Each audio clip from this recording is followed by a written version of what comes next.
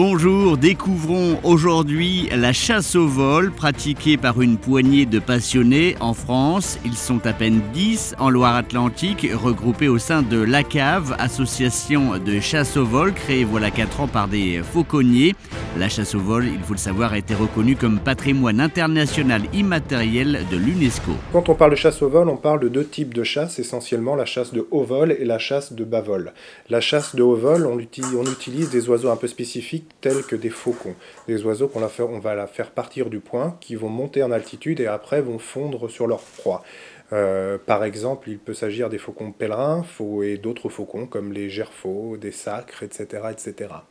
Là, on parle de chasse de haut vol.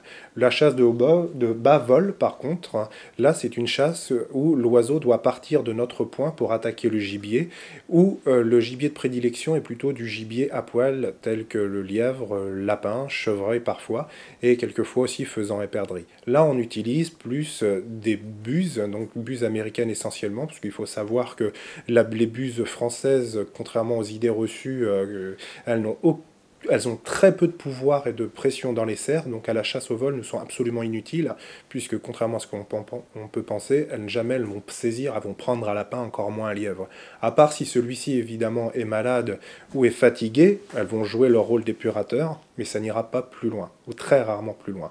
Par contre, donc c'est pour ça que nous allons chercher des oiseaux dans d'autres pays, tels que la buse de Harris, qu'on rencontre vers le Mexique, et d'autres buses américaines, plus d'Amérique du Nord, telles que les buses à queue rousse, et qui sont des oiseaux très sympas, et très polyvalents, assez puissants, qu'on utilise essentiellement pour le lapin et le lièvre, un petit peu le faisan aussi.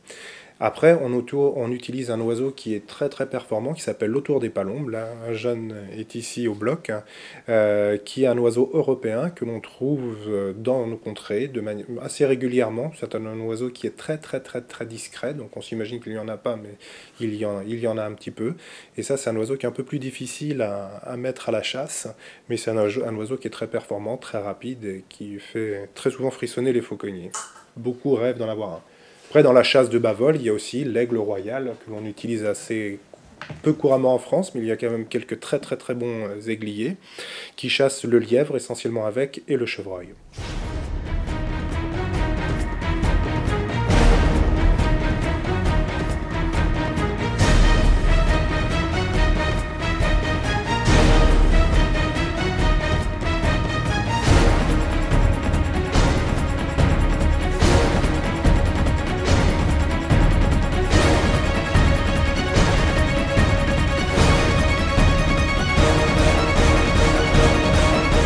Alors cet autour, c'est un petit mâle qui est très sympa, qui est encore en apprentissage.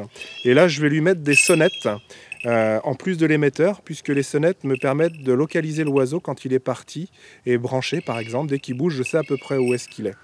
Donc je lui mets 2 sonnettes, parce que aujourd'hui, nous avons un temps avec un plafond assez bas, un peu de brume, et bizarrement, les sons ne se répercutent pas bien. Donc dans le doute, je préfère en mettre 2 pour bien l'entendre. Ce sont des sonnettes très légères, et qui permettent, avec 2 sons différents, qui me permettent comme ça de localiser plus facilement l'oiseau une fois qu'il sera parti.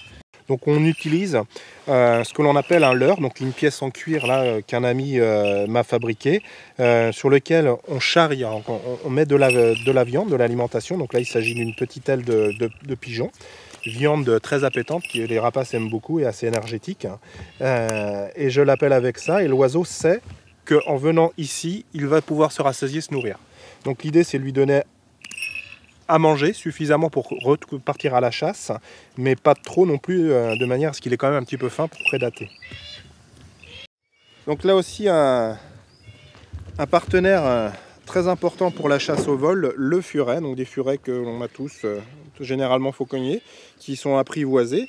Donc avec lequel on passe aussi pas mal de temps, parce qu'un furet, si on veut qu'il ne soit pas mordeur et sympa et chassant, il faut le manipuler, il faut le faire chasser, il faut l'utiliser.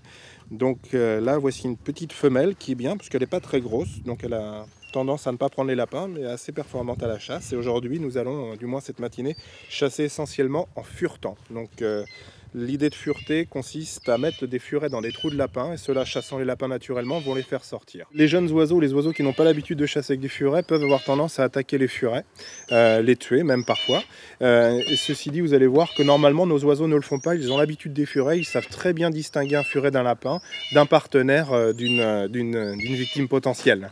Donc nos oiseaux, ça, je ne dis pas qu'il n'y a pas d'accident, mais c'est rarissime avec les oiseaux que nous avons. Les jeunes oiseaux, nous sommes très vigilants, il faut leur apprendre aussi. Donc un partenaire indispensable pour la chasse au vol, tout comme le chien, le furet.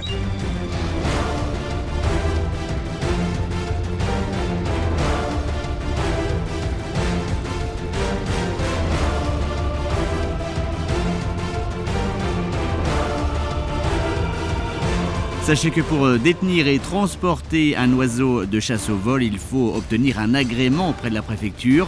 La chasse au vol est avec la chasse à tir et la chasse à courre l'un des 3 modes de chasse autorisés en France.